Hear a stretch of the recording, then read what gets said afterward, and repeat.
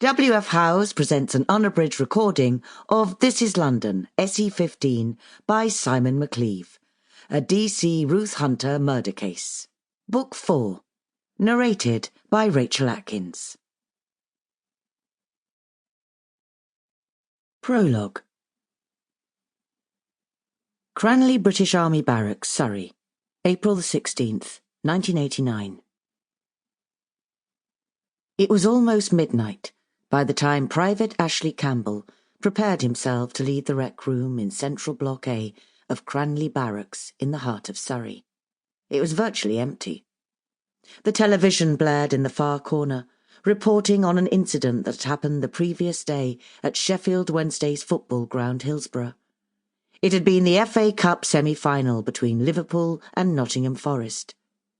News reports said there'd been a crush on the terraces and over 90 people had been killed. He couldn't help but be shocked by the footage he'd seen on the television.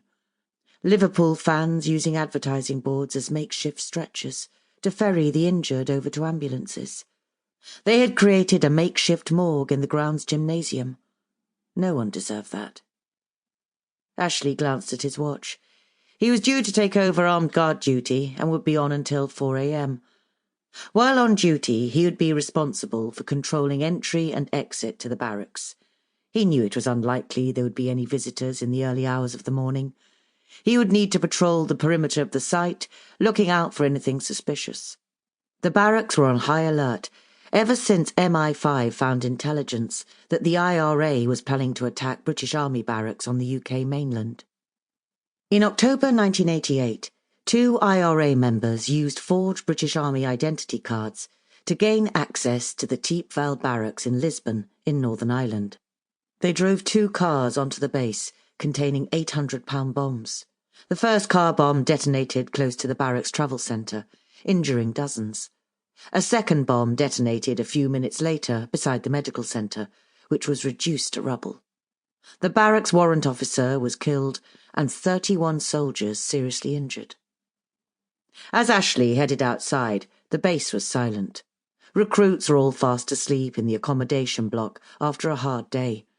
The afternoon had been taken up with grueling fire and movement training.